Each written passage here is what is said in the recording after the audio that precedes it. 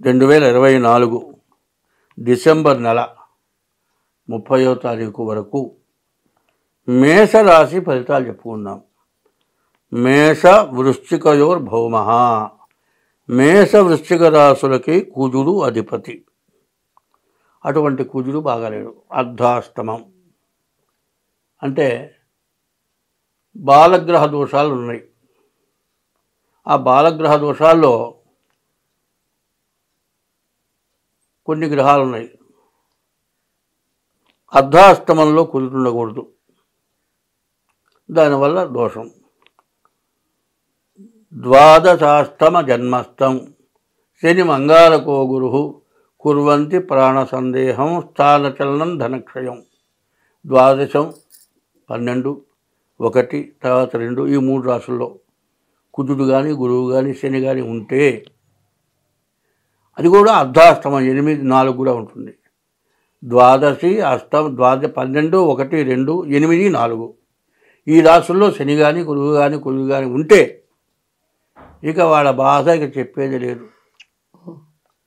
ఒక నీళ్లు లేని కుండలో పడేసి గిన్నెలో పడేసి పైన మూత పెట్టి కింద మంట పెడితే ఇక వాడి గతి ఏందో తెలియదు, అంత బాధ అన్నమాట. ద్వాదశాష్టమ జన్మస్థం శని మంగారకో గురు కుర్వంతి ప్రాణ సందేహం స్థానచలనం ధనక్షయం. ఈ రాశి వారికి మేషంలో గురువు ఉన్నాడు, అర్ధాష్టమంలో కుజుడున్నాడు. ఏ ఒక్కళ్ళున్నా కూడా వాడి గత అధోగతే. వాడి పరిస్థితి ఏందో వాడికి తెలియదు, బతకాలో చచ్చిపోవాలో తెలియదు. బాధలు ఎక్కువవుతాయి. తినే అన్నం తింటున్నాడో, నోట్లో పెట్టుకుంటున్నాడో, నెత్తిన పెట్టుకుంటున్నాడో, ఒళ్ళో పెట్టుకుంటున్నాడో, ఒంటికి పూసుకుంటున్నాడు కూడా అర్థం కాదు. ఎందుకు ఆ బాధలు అట్టా ఉంటాయి. ఇది పరిస్థితి. ఇట్లాంటి టైంలో ఒక మనిషిని గుర్తు చెబుతా. గబగబా బజార్కి వెళ్తున్నాడు. బజార్కి వెళ్ళే డ్రెస్సు వేరే ఉంటుంది, ఇంట్లో కట్టుకునే డ్రెస్సు వేరే ఉంటుంది కదా. ఇంట్లో అయితే డ్రాయర్ వేసుకొని పైన లుంగి కట్టుకుంటాడు. వాడు లుంగి కూడా లేదు, డ్రాయర్తో ఎక్కడికి వెళ్తున్నా బజార్లో పనులు పోతున్నా అంటాడు. వాడు అంటున్నాడు ఏంట్రా అంటే డ్రాయర్తో పోతు ఏంది రాడు గుడ్డలు పెట్టా. అప్పుడు వాడు గుర్తొచ్చింది. అంటే అంత బాధపడుతున్నాడు వాడు. అది అనుభవించే వాడికి అర్థమవుతుంది. అటువంటి స్థితి మేషరాశి. ఇప్పుడు మరి ద్వితీయంలో గురువు, చతుర్థంలో కుజుడు. ఈ 2 గ్రహాలు మనిషిని ఎన్ని రకాలుగా నష్టపెట్టాలో అన్ని రకాలుగా నష్టపెడతాయి, కష్టపెడతాయి. ఆ పడ్డ కష్టం జీవితంలో మర్చిపోయినటువంటి పరిస్థితి వస్తుంది. ఇక ఎవరిని నమ్మడు, ఎక్కడ జరిగినా సరే ఇక నాశనం అయిపోతానని భయపడతాడు. అటువంటి పరిస్థితి మేషరాశికి ఉంది ఇప్పుడు. అయితే ఇన్నిటినీ మించిన వాడు ఏకాదశంలో శని ఉన్నాడు. ఈ శనివారు సాక్షాత్ పరమేశ్వర స్వరూపం. ఈశ్వరుని మించినటువంటి దైవం లేడు. శనీశ్వరుడు సూర్యపుత్రో యమశ్చ సహా. సూర్యుడు యొక్క కుమారుడు శని అంటారు. సూర్యుడంటే సకల దేవతా స్వరూపం. పరమేశ్వరుని మించిన దేవత లేడు. అటువంటి శనీశ్వరుడు శనీశ్వరుడు. ఈ శనీశ్వరుడు ఎట్లాంటి వాడంటే నీవు చేసిన తప్పుకి నీకు కరెక్ట్గా ఎంత శిక్ష మోతాదు పడాలో దాని ప్రమాణం ప్రకారం ఇస్తాడు, కానీ తక్కువ ఇవ్వడు, ఎక్కువ ఇవ్వడు. నీకు బాగున్నప్పుడు నేను ఎంత బాగు చేయాలో అంత బాగు చేస్తాడు. ఆయన చేసేంత బాగు ఎవరు చేయరు. ఆ చెడు టైంలో ఆయన చేసేటువంటి చెడు ఎవరు చేయరు. ఏకాదశంలో ఉన్నాడు శని. ఇక 30 సంవత్సరాలకు ఒకసారి అందులో స్వక్షేత్రం కుంభరాశికి రావటం అంటూ 30 సంవత్సరాలకు వస్తాడు. ఇప్పుడు ఏకాదశంలో శని ఉన్నాడు ఈ మేషరాశికి. ఏకాదశంలో శని పూర్తి బలవత్తులు. దానికి తగ్గట్టుగా ఎట్లా ఉంది, ఓ 10 కిలోల రాయి కాటాలు ఓ పక్క పెడితే 10 కిలోల శనీశ్వరుడు ఖచ్చితంగా తూగుతున్నాడు. కాబట్టి ఆ కాటాన్ని తక్కువ చేయాలంటే దానికి తగిన దోషాలను పోగొట్టుకోవాలి, పరిహారం చూసుకోవాలి. శని కుజుడు గురువు ముగ్గురు సమానని చెప్పా కదా. అందులో శని పూర్తిగా బలంగా ఉన్నాడు, గురువు కుజుడు పూర్తిగా నష్టపెట్టే స్థితిలో ఉన్నాడు. కాబట్టి ఇప్పుడు వచ్చేటువంటి నష్టం ఇక జీవితంలో ఇక కూడదు. సర్వస్వం కోల్పోయేటువంటి టైం శని గురు కుజుల వల్ల. శని వల్ల వచ్చేటువంటి లాభం వాడు 200 సంవత్సరాలు బతికి సంపాదించిన దానికంటే ఎక్కువ ఉంటుంది. అంత ప్రమాణం పెరుగుతుంది మేషరాశి వారికి. చూడండి, ప్రత్యేకించి ఇంత వివరంగా చెప్పటం ఎప్పుడు జరగట్లేదు. వాళ్ళు ఎందుకో భగవంతుడు చెప్పిస్తున్నాడు నా చేత అనుకుంటున్నా. ఏకాదశంలో స్వక్షేత్రంలో ఉన్నటువంటి శని వల్ల అంత ప్రయోజనం. ద్వితీయంలో ఉన్నటువంటి గురువు, చతుర్థంలో ఉన్న కుజుడు అంత నష్టం జరగాల్సింది.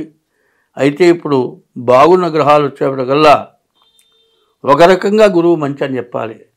ద్వితీయం ధనవాగ్విత్తం, లగ్నానికి ద్వితీయంలో ఉన్నటువంటి గ్రహం ధనాన్ని కాపాడుతాడు. కాబట్టి దీన్ని బట్టి చాలా జాగ్రత్త పడితే చాలా బాగుంటుంది. కేతువు, బుధుడు, శుక్రుడు, శని 4 గ్రహాలు బాగున్నాయి, 4 గ్రహాలు బాగాలేవు. అయితే ఎంత జాగ్రత్తగా ఉండాలంటే అంత జాగ్రత్తగా ఉండాలి.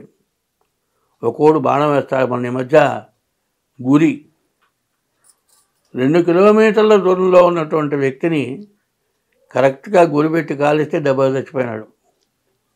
చాలామందికి తెలుసు. ఎంతమంది మీడియా కానీ తర్వాత చుట్టూ ఉన్నటువంటి బందోబస్తుని తప్పించుకొని పోయి ఆ బాణం ఆ గురికి పోయి అక్కడ కాలు చచ్చిపోయినాడు. అంటే ఎంత శక్తి గలవాడో చూడండి.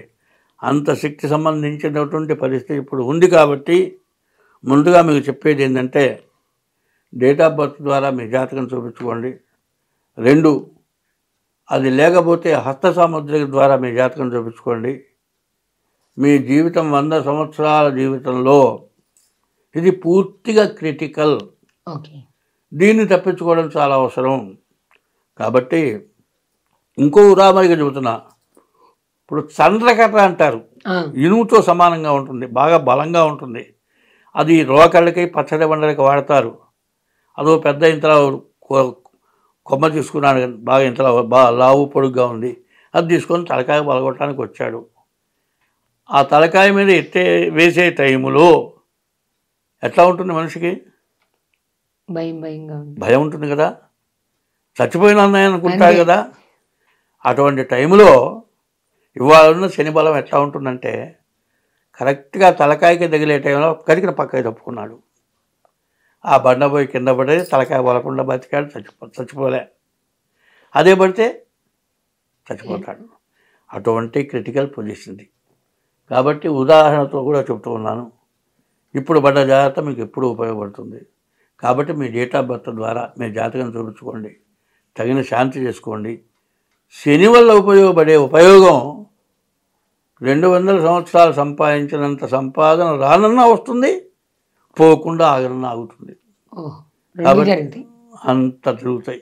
అంత చెడు ఉంది, అంత మంచి ఉంది. దీన్ని జాగ్రత్త చేసుకుంటే ఎంతైనా మంచిది. కాబట్టి మీ డేట్ ఆఫ్ బర్త్ ద్వారా కానీ హస్త సాముద్రిక ద్వారా కానీ మీ జాతకం చూసుకొని దానికి ఏదైనా పరిహారాలు ఉంటాయి, ఆ పరిహారాలు చేసుకోండి. ఎందుకంటే ఇది సిద్ధాన్నం అంటారు. సిద్ధాన్నం అన్నీ ఉన్నాయి తినటానికి, నోట్లో పోకుండా పోయింది. ఒక పెద్ద మట్టి దెబ్బొచ్చి పడ్డది, మొత్తం పోయింది. అట్లాంటి ప్రామాణికమైనటువంటి సమయం కాబట్టి ఎంత జాగ్రత్త పడితే అంత మంచిది. కాబట్టి ఇది బాగా గుర్తుంచుకుంటే చాలా మంచిది. స్వస్తి.